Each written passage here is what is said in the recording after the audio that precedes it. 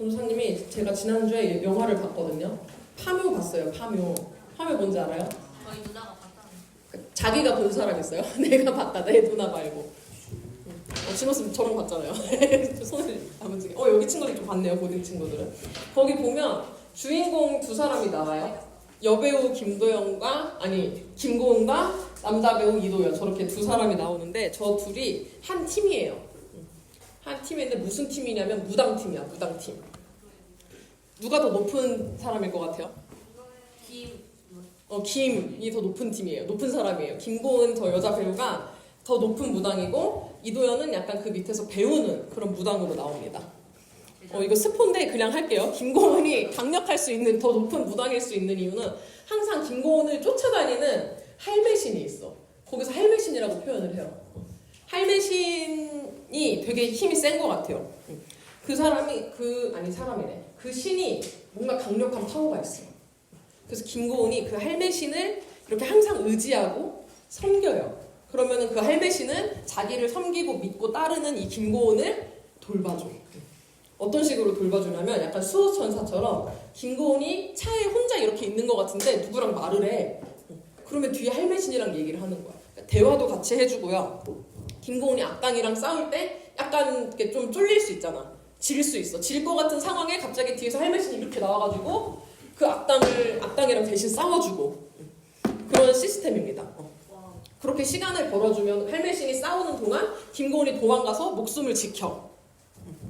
김고은이 이렇게 섬기고 의지하고 숭배하는 이 할매신이 김고은을 저 높은 무당을 언제나 떠나지 않고 지켜줍니다. 영화에서.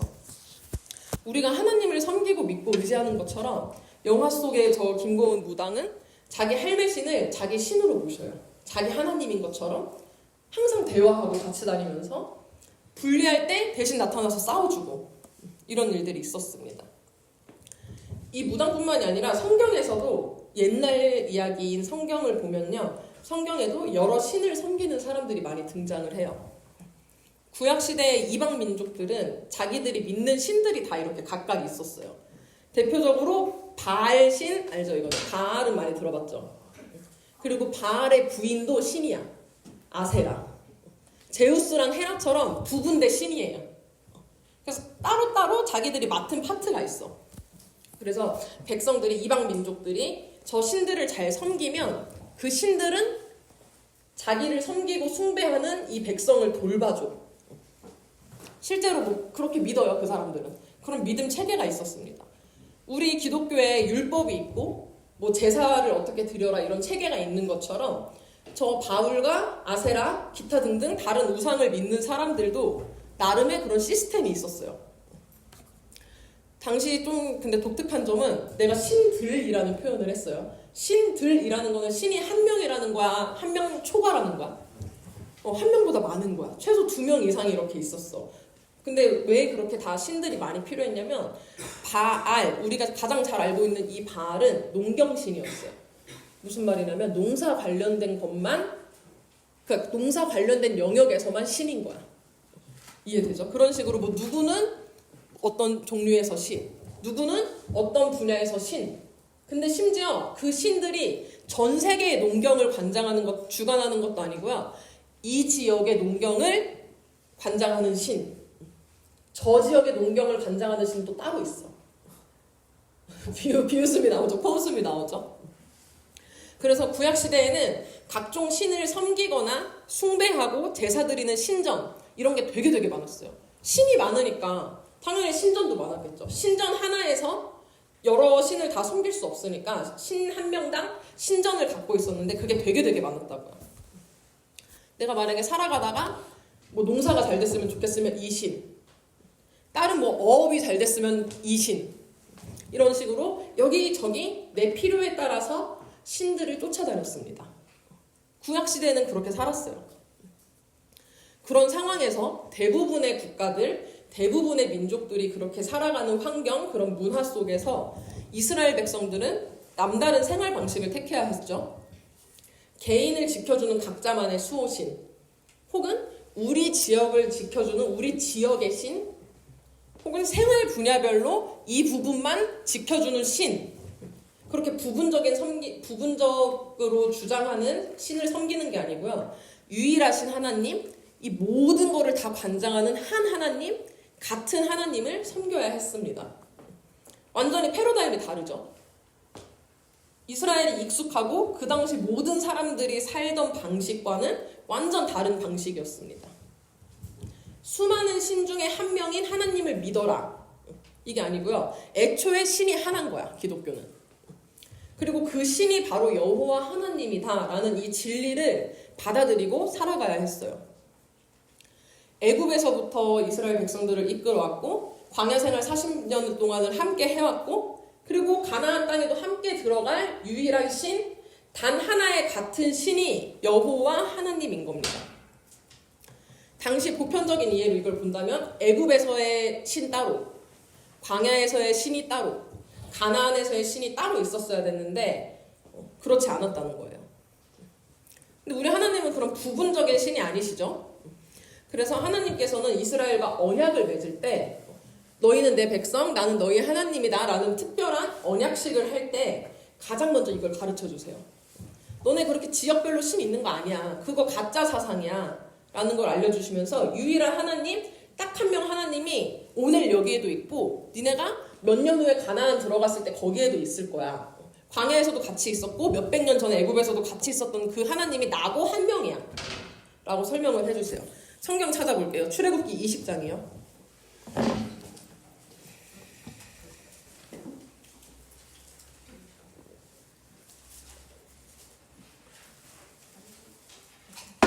출애굽기 20장.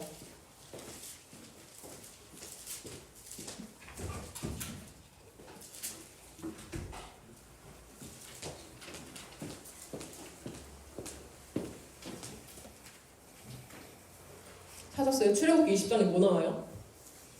10계명. 10계명은 하나님이 이스라엘 백성과 언약을 맺을 때 주신 어떤 계약서 같은 거예요. 너네가 이거 지키면 우리는 특별한 관계인 거야 하면서 언약 맺을 때 주신 이 계약서 같은, 명령 같은.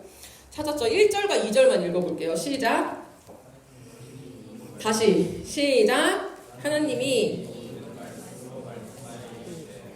나는 너를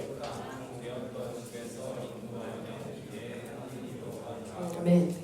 이스라엘 백성에게 익숙한 문화대로라면 그리고 당시에 원래 일반적인 사람들이 살았던 그 문화대로라면 애굽의 신, 시내산의 신, 광야의 신, 가나안의 신이 다 따로따로야.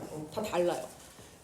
이스라엘 백성도 그렇게 착각하고 오해할 수 있었기 때문에 하나님이 딱 먼저 말씀을 하세요. 애굽에서 너희 고통 소리를 듣고 모세를 보내서 너네를 출애굽시키고 광야의 불뱀과 전갈로부터 보호해준 그 신이 한 명이야.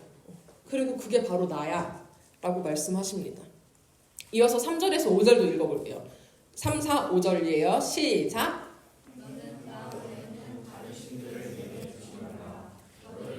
새긴 우상을 만들지 말고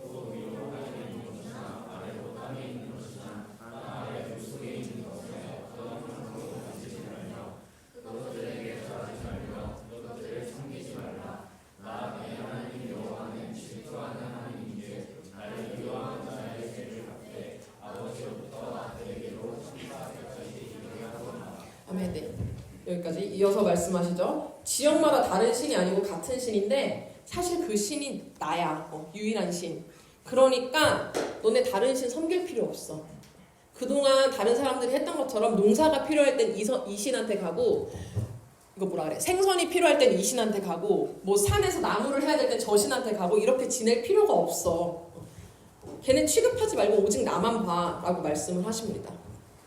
내가 지금까지 너네랑 함께한 신이고 그리고 지금 너네랑 언약을 맺고 있는 내가 유일하신 신 여호와 하나님이다 라고 말씀을 하십니다. 그리고 4절에서 우상을 만들지 말라고 명령을 하세요. 우상을 만들지 말라, 형상을 만들지 말라. 오늘 우리가 함께 나누고 싶은 말씀은 이 부분이에요. 우리가 사실 이렇게 내가 하나님만이 유일한 신입니다 라고 할 때 아무도 이의 제기를 안 할 거예요. 옛날에야 뭐 이신 저신 뭐 이렇게 있었지만 무속신앙이고 뭐 옛날 얘기고 이렇게 생각이 들죠. 그렇기 때문에 우리가 위에 있는 계명들을 보면서 끝이 맞지, 하나님만 믿어야지, 다른 신이 어딨어, 나무가 뭐 산신령이라는 게 말이 돼? 라고 생각해. 너무 쉽게 믿어요, 이거는. 2024년에 교회를 다니고 예수를 믿는 사람들은 뭐 태양신을 숭배하거나 바다의 신을 숭배하거나 이런 경우 거의 없습니다. 마땅히 그래야 한다고 생각하기 때문에 기독교인들은 다른 종교 활동을 하지 않아요. 오늘 여기 왔다가 내일 이슬람 사원 가는 사람 아무도 없습니다. 여기 아무도 없어요. 하나님만을 유일한 신으로 생각하고 받아들여요.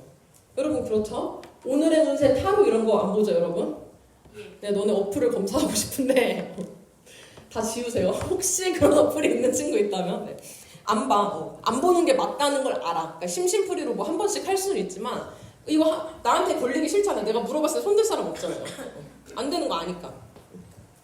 근데 사절에서 하나님이 우상을 만들지 마 라고 명령하시는 그 말씀을 읽을 때는 그냥 내 얘기가 아니라고 생각해요. 이거 나를 향한 명령이 아닌 것 같아. 이거 뭐 옛날에나 이렇게 하지. 요즘 누가 이렇게 해. 이거 그냥 뭐 지금은 너무 당연한 거라서 나는 해당이 안 돼. 왜? 나는 신상 같은 거 막 주조하지 않잖아. 여러분 막 도자기로 이렇게 막 신상 만들어가지고 형상 만들고 거기에 엎드려서 절하지 않죠? 그러니까 그렇게 생각을 합니다. 근데 성경 말씀은 구약 시대뿐 아니라 현대 사회를 살아가는 오늘 오늘 교회를 다니는 기독교인들을 향한 하나님의 음성이에요. 오늘 우리가 막 나무를 조각하거나 용광로에다가 막 뭘 어떻게 해서 형상을 만들어서 그 앞에 절을 하진 않지만 이 계명 또한 하나님의 음성이라는 거예요. 그래서 오늘은 하나님이 말씀하시는 이 우상을 진짜로 만들어낸 백성들의 이야기를 먼저 함께 보도록 하겠습니다. 이 말씀을 통해서 각자의 우상, 나의 우상에 대해서도 생각해보는 시간이 되기를 바라요. 출애굽기 32장 볼게요. 넘어가면 이제 오늘의 진짜 본문이에요. 출애굽기 32장 1절에서 10절.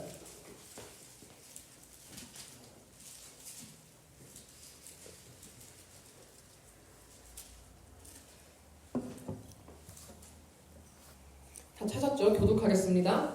백성이 모세가 산에서 내려오니 더딤을 보고 모여 백성이 아론에게 이르러 말하되 일어나라 우리를 위하여 우리를 인도할 신을 만들라. 이 모세 곧 우리를 애굽 땅에서 인도하여 낸 사람은 어찌 되었는지 알지 못함이니라.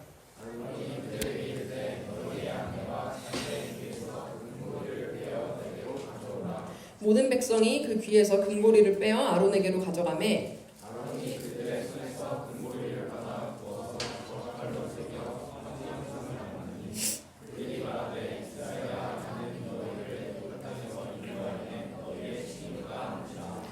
아론이 보고 그 앞에 제단을 쌓고 이에 아론이 공포하여 이르되 내일은 여호와의 절일이니라 하니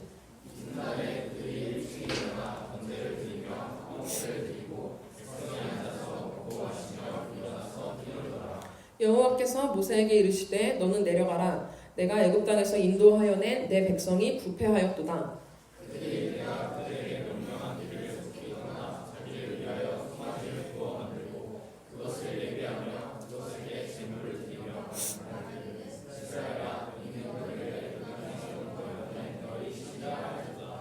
여호와께서 또 모세에게 이르시되 내가 이 백성을 보니 목이 뻣뻣한 백성이로다.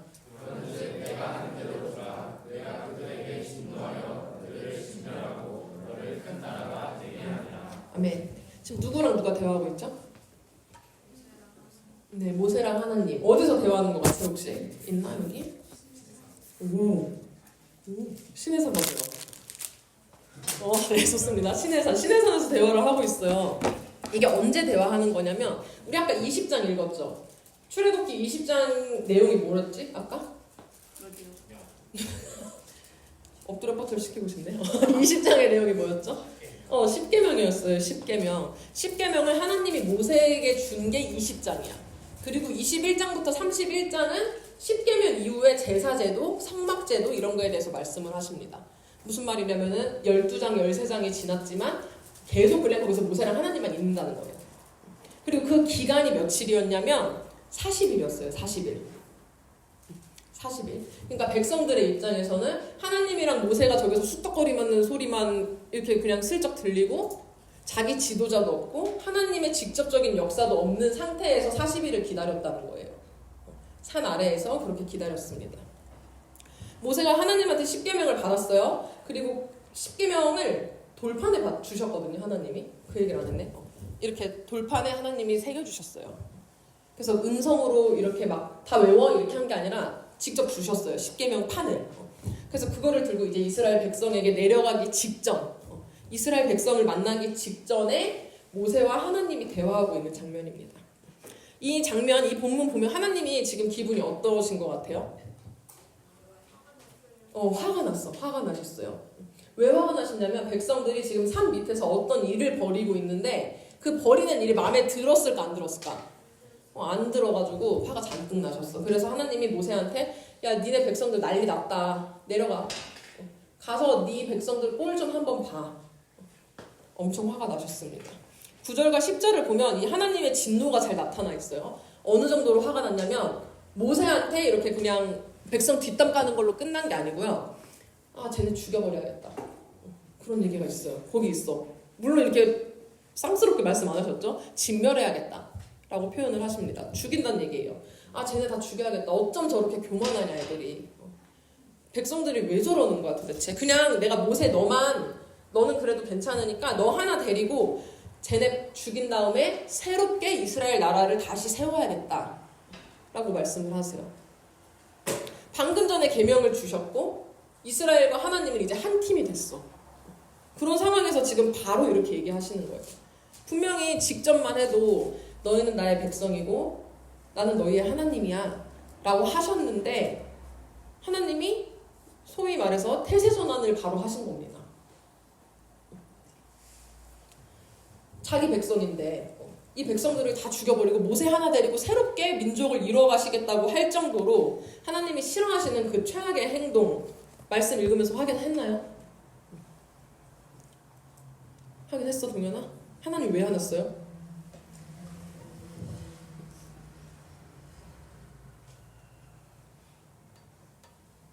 (1절을) 한번 다 같이 읽어볼게요. 성경책 안 덮었죠? 1절 백성이 시작.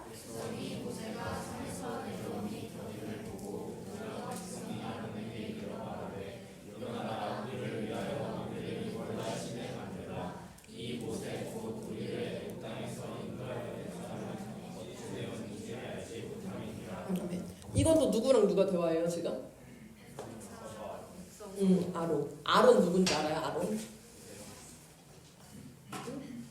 모세 형이에요. 모세 형. 친형이야. 3살 형. 모세의 형이자 모세의 사역 짝꿍, 사역 파트너, 동역자입니다. 아론은 제사장이었어요. 그리고 모세 다음에 서열 2장과 비슷한 수준의 지도자였어. 이때 당시 이스라엘 백성들에게 있어서 모세는 지금 산에 갔어요. 그럼 서열 1위가 누가 되는 거야? 2장이었던 아론이 1장이 됐어. 그 산 아래에서. 지금 모세가 하나님이랑 대화하느라 시내산에 있으니까 아론이 백성들을 이렇게 다독여가면서 밑에서 산 아래에서 백성들과 생활을 하고 있었어요. 근데 40일을 모세가 안 내려와. 그리고 언제 내려올지도 모르겠어. 41일째 온다, 42일째 온다, 50일만 기다려라 이런 예고도 없었고 그냥 하루 기다리다 보니까 40일이 흘러버린 거예요. 언제까지 기다려야 되는지도 몰라요. 근데 소식은 또 없어. 그러니까 백성들이 마음이 이제 조급해집니다. 애가 타 계속. 그러니까 아론 대장한테 가서 신을 만들어달라. 신을 만들어내라, 만들어달라 라고 이야기를 합니다. 그러면서 신을 만들어달라는 요구의 근거로 이 얘기를 해요. 우리를 애국 땅에서 이곳까지 인도한 모세가 지금 감감무소식이다. 이걸 근거로 돼요. 타당한가요? 여러분이 아론이라면 설득될 것 같아요. 근데 아론은 이렇게 반응을 해요. 4절과 5절 여러분 성경책 보고 읽어볼게요. 시작.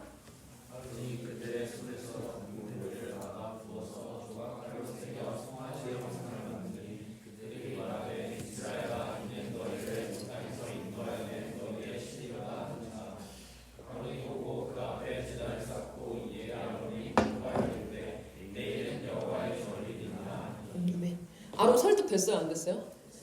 설득됐어요. 바로 만들어줍니다. 백성들 만들어주세요 하니까 오케이 바로 만들어요. 설득이 된 건지 아니면 아론도 은근히 백성들이랑 같은 생각을 하고 있던 건지 모르지만 백성들의 말대로 이스라엘 백성들의 말대로 신을 만들어줘요. 백성들에게 금을 모아요. 금 있는 거 다 내놔. 이러더니 이제 당시 뭐 어떻게 했겠죠, 기술로? 그러더니 송아지 형상을 딱 만들어냅니다.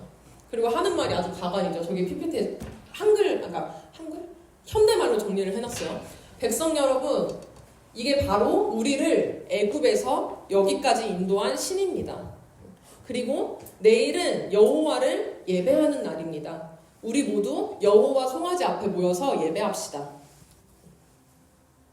이 두 대사, 첫 번째 위에 거가 백성들 이야기고요, 밑에가 아론의 이야기인데요. 이거를 보면은 당시 백성들이 얼마나 하나님의 백성답지 못했는지를 알 수 있어요. 먼저 백성들의 말을 보면요, 백성들은 지금 자기들을 이곳까지 인도한 걸 누구라고 생각하나요? 누구라고 생각하죠? 아유, 아쉽다. 야, 모세예요, 모세. 모세를 통해 일하신 하나님을 기억하는 게 아니고요, 그냥 내 눈앞에서 따라와! 했던 그 모세를 기억합니다. 그리고 그 모세를 의지해요. 근데 그 모세가 지금 눈앞에 보여, 안 보여? 없어. 그러니까 이제 불안한 거야. 나 지금까지 모세 믿고 여기까지 왔는데 모세 왜 안 보여? 모세 언제 와? 나 새롭게 의지할 거 필요해. 새로운 신이 필요해. 지식적으로 뭐 하나님 알았겠죠. 광야에서 뭐 불기둥, 구름기둥 이런 거 다 해주셨으니까. 근데 하나님은 눈에 안 보이고 모세는 눈에 보이잖아. 그래서인지 백성들은 모세가 자기들을 이곳까지 인도했다, 애굽에서 우리를 구원했다 라고 말하고 있습니다. 그러더니 모세를 대신해서 앞으로도 우리를 인도할 새로운 신을 만들라고 요구해요. 여호와 하나님한테 순종하겠다고 말하고 우리는 당신의 백성입니다 라고 말한 게 40일 전이야. 그리고 광야 생활했던 게 6개월 전이에요. 그렇게 막 3년이 지나고 4년이 지난 게 아닙니다. 근데 당장 눈앞에서 모세가 한 달 정도 없으니까 바로 이제 또 불안해져가지고 우리를 위해 신을 만들어내라 라고 요구합니다. 신을 만들다. 신을 만들어라. 말이 되는 소린가요? 신을 만들 수 있어요, 인간이? 말이 안 되죠. 근데 그에 대한 대답, 아론도 웃겨요. 본인이 이제 지도자면 조금 정신 차리고 혼을 내야겠지. 지금 무슨 소리 하는 거냐고. 모세가 뭐 우리를 인도했냐. 그리고 신을 어떻게 만드냐. 유일하신 하나님이시다. 이렇게 말을 했었어야 됐는데 금을 걷어가지고 송아지 형상을 만들어요. 본인이 만듭니다. 그러더니 백성들보다 한술 더 떠서 이제는 이게 우리를 여기까지 인도했대. 백성들은 모세가 인도했다고 했고요. 아론은 이 송아지 신, 이게 우리를 애굽에서 여기까지 인도했다라고 말을 합니다. 그리고 이제 신을 만들었잖아. 그러니까 이거를 기념해가지고 내일이 여호와의 성일, 여호와의 절일, 여호와의 기념일이다 라고 자기가 이제 선포를 하고, 공포가 선포예요. 선언을 해서 다 모읍니다. 다음날. 우리 오늘은 이거 송아지 만들었으니까 이거 기념해서 예배하는 날이야 하고 불러 제껴요. 백성들을 싹 다. 너는 나 외에는 다른 신들을 내게 두지 말라. 너를 위하여 새긴 우상을 만들지 말고 또 위로 하늘에 있는 것이나 아래로 땅에 있는 것이나 땅 아래 물속에 있는 것에 어떤 형상도 만들지 말며 라는 계명을 아까 우리가 읽었습니다. 이거를 하나님이 그리고 되게 초반에 말씀하세요. 언약 맺자마자, 언약을 체결하자마자 이것부터 딱 확실히 하신단 말이야. 나 유일한 신이고 너네 딴 거 만들지 마. 근데 이스라엘 백성이 이러고 있으니까 하나님이 이 행동을 얼마나 싫어하셨겠어요. 모세를 신처럼 의지하고 심지어는 이 송아지를 신이라고 주장하고 자기들을 위해서 이 우상과 형상을 만들어서 신으로 삼고 있는 이스라엘 백성들의 모습. 지금 우리의 관점은 어이가 없죠. 여러분들과 코웃음도 치고 비웃음도 치고 그래요. 만약에 제가 지금 송아지 하나 갖고 와가지고 이거 하나님이야 라고 하면 믿을 건가요? 안 믿을 거지. 좋아요. 근데 이 사람들은 하나님의 기적을 엄청 직접적으로 경험을 해서 출애굽도 하고 광야 생활까지 마쳤는데 아론이 이렇게 이거 여기 송아지 있다 치면 이거 신이야 라는 말에 바로 넘어가서 예배합니다. 만들고 다음날 바로 그 앞에 모여가지고 예배해요. 제사겠죠, 그 당시 표현으로는. 6절을 보면은 이 백성들이, 이 사람들이 아침 일찍 모여서 먹고 마시고 뛰놀았다고 표현을 해요. 금송아지 앞에서. 우리가 먹고 마시고 뛰놀다라는 구절을 보면 뭔가 무당이 이렇게 굿하는 장면이 떠오르죠. 송아지가 이렇게 있고 주변을 이렇게 막 뱅글뱅글 돌면서 막 이렇게 막 먹고 눈은 좀 약간 반쯤 돌아서 뜀박질하고 잡도 타고 춤추고 소리 지르고 이런 모습이 떠오릅니다. 그래서 우리는 우상 숭배를 생각하면 그 장면을 떠올려요. 뭔가 동물이나 뭐 그 영화에서는 돼지가 나와요. 그 돼지를 가운데 이렇게 놓고 주변에서 구슬하는데 그런 것들만 우상 숭배라고 생각하는 경향이 있어요. 아, 이스라엘 쟤네 멍청해가지고 어떻게 저 송아지 금덩어리 보고 하나님이라는 거야. 정신이 헷가닥한 것 같아.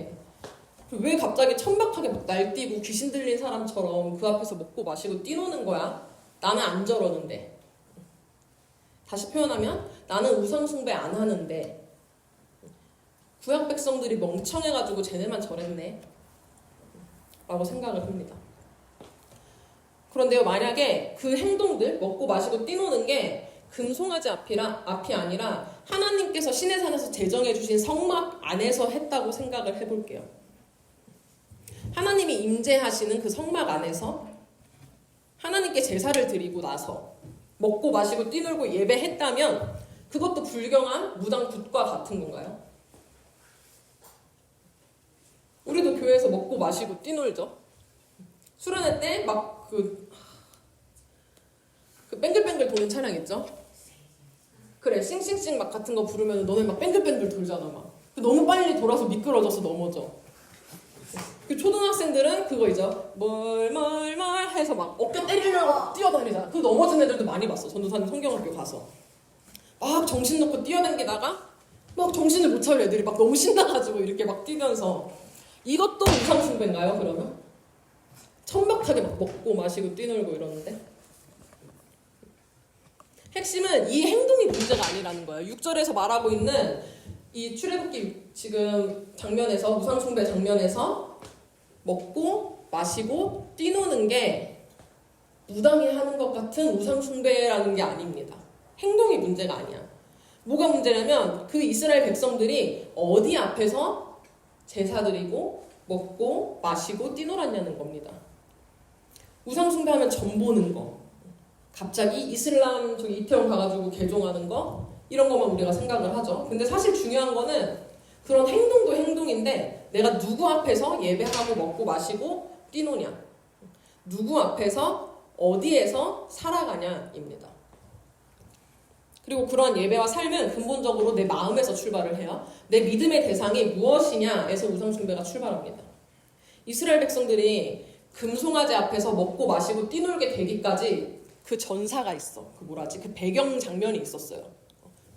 그게 뭐냐면 그 마음의 신앙 고백에서부터 이 뛰놀게 되기까지 과정으로 간 거야.